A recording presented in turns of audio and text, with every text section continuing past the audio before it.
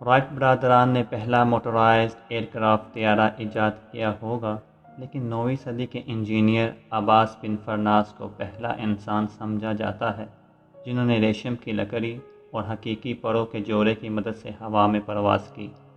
تاریخ دانوں کے مطابق جب عباس بن فرناس کی عمر 65 سے 70 سال کے درمیان تھی تو انہوں نے تجربہ کرنے کے لیے جبل عروس پہاڑ سے چھلانگ لگا دی اور ہوا میں رہتے ہوئے 10 منٹ تک پرواز کی۔ اس 10 منٹ کی مختصر پرواز نے اسے زخمی اور مایوس کر دیا۔ غور و فکر کرنے کے بعد عباس بن فرناس کو احساس ہوا کہ اس نے لینڈنگ کے اصولوں کو نظر انداز کر دیا تھا۔ وہ اپنی پرواز کو ہوا میں متوازن نہ رکھ سکا اور کریش لینڈنگ کا شکار بنا۔ عباس بن فرناس مزید 12 سال تک زندہ رہے۔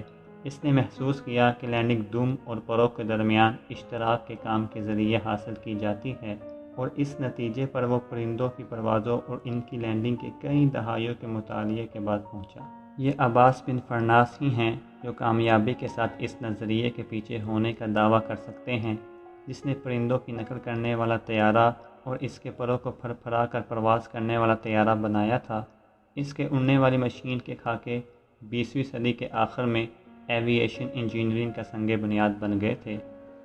یونانی طریقہ کار میں آسمان پر غیر معمولی کام کرنے کے بارے میں خیال کیا جاتا ہے کہ اکارس اپنے والد کے مشورے کے باوجود سورج کے اتنے قریب اڑ گیا تھا کہ اس کے مومی پر پگھل گئے تھے، جس کی وجہ سے ہائی کریش لینڈنگ ہوئی اور اس کے بعد سمندر میں ڈوب گیا۔ لیکن عباس بن فرناس کو ابھی بھی اپنے میدان میں سب سے آگے سمجھا جاتا ہے کیونکہ وہ 9ویں صدی میں انجلس میں پیدا ہونے والا پہلا ہوا باز تھا۔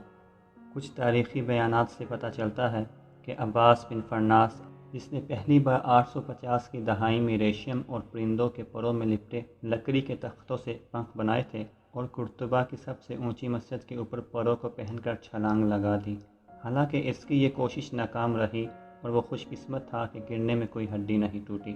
اسے احساس ہوا کہ ہوا کے اڑنے کے عمل کو مزید ریسرچ کی ضرورت ہے۔ اس کے بعد عباس بن فرناس نے 23 سال تک مختلف پرندوں اور ایشیا کی پروازوں کا مطالعہ کیا، پھر اپنی اڑنے والی مشین تعمیر کی اور اپنی عمر زیادہ ہونے کے باوجود جبل عروس سے چھلانگ لگا دی۔ اس کے علاوہ سائنس اور ٹیکنالوجی میں گہری دلچسپی کی وجہ سے انہوں نے ریت اور کرسٹل کے ذریعے واٹر پاور کلاک ایجاد کیا۔ اس لیے بہت سے تاریخ دان انہیں ٹرانسپیرنٹ گلاس بنانے کا کریڈٹ بھی دیتے ہیں۔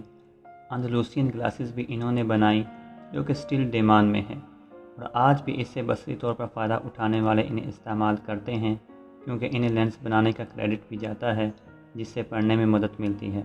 آج بہت سے ایئرپورٹ، پارک، ماؤنٹین کو ان کے نام پر نام دیا گیا ہے۔ اس کے علاوہ بغداد ہوائی اڈے پر ان کا مجسمہ موجود ہے۔